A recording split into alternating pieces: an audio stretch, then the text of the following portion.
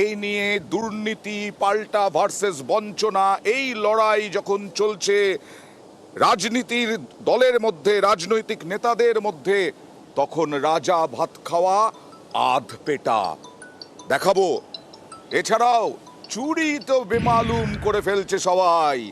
Resort মালিক তিনি দামোদর চুরি করে ফেলছেন তার গাছে জল দেওয়ার জন্য দেখাবো। সোনারপুর কলকাতার পাশেই, সেখানেও জলসংকট, একদম জল পাচ্ছেন না দীর্ঘদিন ধরে একটা ওয়ার্ডের মানুষ। হ্যালো করি পাও বেড, এখনো দালাল রাজ চলছে কলকাতার হাসপাতালে। কোন হাসপাতালে দেখাবো। আর আধার কার্ড ছিল না তা নয়, আধার কার্ডের ফটোকপি ছিল, তা সত্ত্বেও ট্রলি পেলেন না এক বৃদ্ধ, চাদরে করে নিয়ে যাওয়া হলো রোগীকে।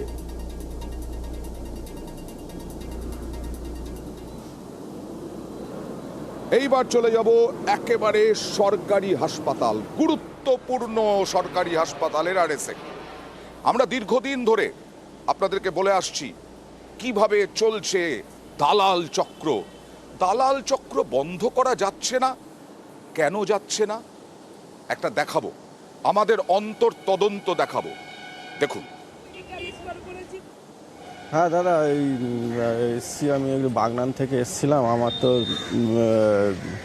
বাবা খুব হার্টের পেশেন্ট, খুব শরীরটা খারাপ হয়েছে। এখন ওই নার্সিংহোমে অনেক জায়গায় গেছিলাম, সেখানে তো খুব খরচা ঠরচাতে এই হসপিটালে এসছি, দুবার এসছিলাম, তো বেড নেই বলছে। তা পাড়ার লোকের কাছে একটা সন্ধান পেলাম, আপনার নামটা জানিয়ে বললো। তো দেখুন একটা থাকে বেড খালি পাওয়া যায় না, এখন বেড খালি হতে হলে এখন ধরো একটু তোমাকে খরচা করতে হবে, বুঝলে তো? তাহলে বেডটা সব তো খরচা করে আমি মানে প্রায় নিঃস্বর মতো হয়ে গেছি, তো অনেক খরচা করেছি। তা এই জায়গা খুব খারাপ, এই জায়গা বেড পাওয়া যায় না, এই জায়গা বেড খুব ভিড়, মানে প্রচণ্ড চাপ থাকে। এই জায়গা বেড ধরো আপনার হয়তো একটুগুলো খরচা করলে একটু হয়তো বেড পেতে পারে। তাও কিরকম খরচা হবে যদি হয়? দুইয়ের নিচে হবে না, বুঝলেন তো? তাও দুই কমপক্ষে দুই এরকম লাগবে। ঠিক আছে, এমনি সব বাড়িতে সব বেছে বুঝে প্রায় এখন লাস্ট পর্যায়ে এসেছি, তাও দেখি যদি বাবাকে বাঁচাতে পারি। তোমার ভরসায় রইল, যদি একটু কমের মধ্যে এর নিচে হবে না, ঠিক আছে? আপনি যদি এরকম হতে যদি আপনি পারেন তাহলে বলুন, আমি অনেক চেষ্টা করেছি, ঠিক আছে? এখন আপনি ভরসা, দুইয়ের নিচে হবে না, ঠিক আছে? কারণ আপনি বসেন, আমি দেখছি। ঠিক আছে, একটু দেখবেন। ঠিক আছে, কবে আসবো, কবে আমি বলে দিচ্ছি, জান আপনি। ঠিক আছে। হ্যাঁ, এভাবেই চলছে দালাল রাজ, এভাবেই চলছে দালাল চক্র। সরকারি হাসপাতালে কয়েক হাজার টাকা দিলেই কেল্লা ফতে না, এটা তো আমাদের অন্তর তদন্ত। আসলে যারা দালালের খপ্পরে পড়েছিলেন তাদের কথা শোনাই, না হলে আপনারা বিশ্বাস করবেন কেন? দেখুন। ওই বেড পাওয়া যাচ্ছিল না, তার জন্য দোতলায় নিয়েছিল প্রথমে, তখন বলছে বেড নেই, এর জন্য তারপরে কোথা থেকে কোথায় নেবে। তারপর কিভাবে ভর্তি করলেন? ওই তো আমার ভাই বলল আর আমার বর বলল যে দালাল নাকি কাকে ধরে তারপর লাস্টে ভর্তি করা। কত টাকা নিয়েছিল?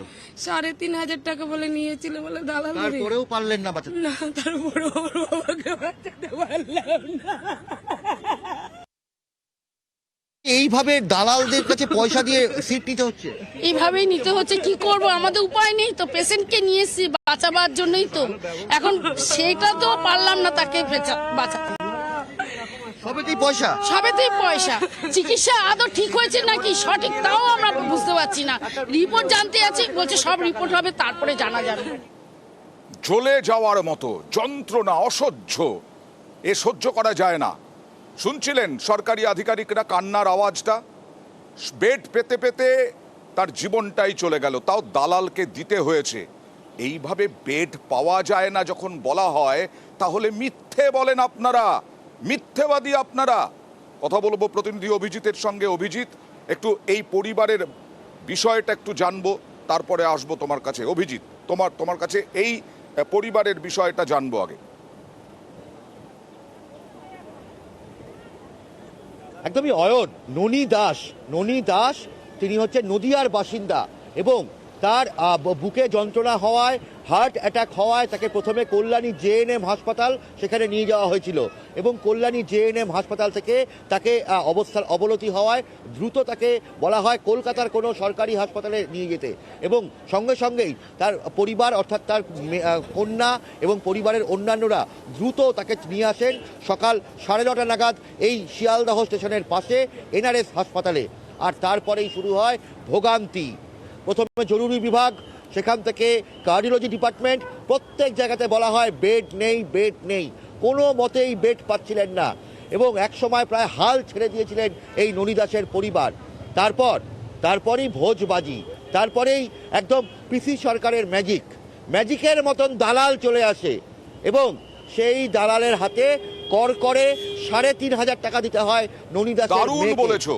দারুণ বলেছো, পিসি সরকারের ম্যাজিক। আমি আরো একটা কথা বলছি, দালালদের জন্য কি কোটা থাকে? দালালদের জন্য হাসপাতাল কর্তৃপক্ষ কি কোটা রেখেছেন?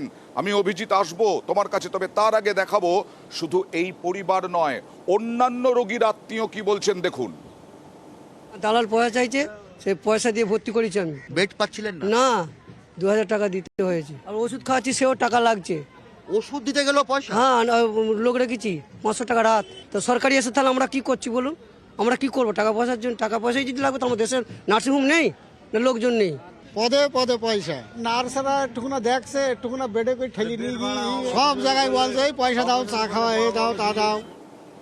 অভিজিৎ আবার বলছি, দালালদের জন্য কি কোটা থাকে? বারবার আমরা শুনি বেড নেই, বেড নেই, বেড নেই, রেফার রোগ। আর এই দালালদের সঙ্গে ষাট কাদের, কোথায় যায় এই টাকা?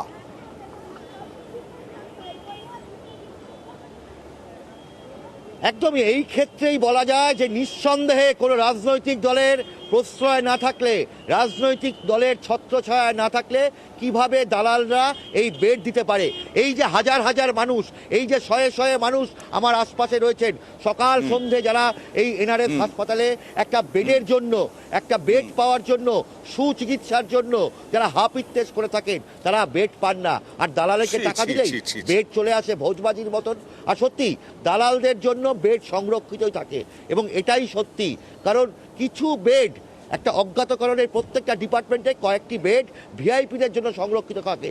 আর এর বাইরেও ডাক্তারের পক্ষে জানা সম্ভব নয়, নার্সের পক্ষে জানা সম্ভব নয়। আর এখানেই কিছু অসাধু কর্মী, এই হাসপাতালেরই কিছু অসাধু কর্মী, তারা দালালদের এইটা বন্ধ হোক, না হলে আবার আমরা করব, আবার আমরা দেখাবো।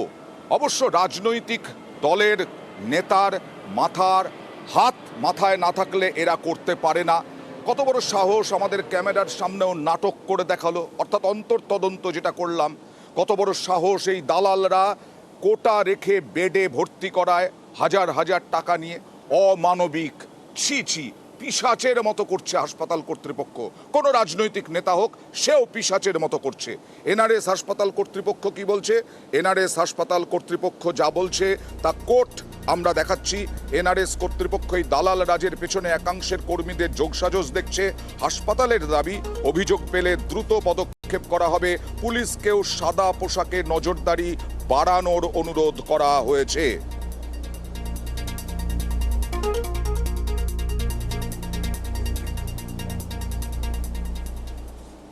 আর এবার আরো জেলার বিভিন্ন উদাসীনতা সমস্ত কিছু তুলে ধরবো। এই চেয়ারে বসেন কিন্তু নিজের কাজটা করেন না। এসএসকেএম হাসপাতালে দেখবেন এক রোগীকে চরম অমানবিকতার মধ্যে পড়তে হলো। নিয়ম তো থাকেই দাদা, নিয়মের অনেক তো বেনিয়ম করেন, এক্ষেত্রে একটু করতে পারলেন না। মানবিকতার জন্য দেখাবো, কি দেখাবো এসএসকেএম হাসপাতালে একটা ছোট্ট বিরতির পর।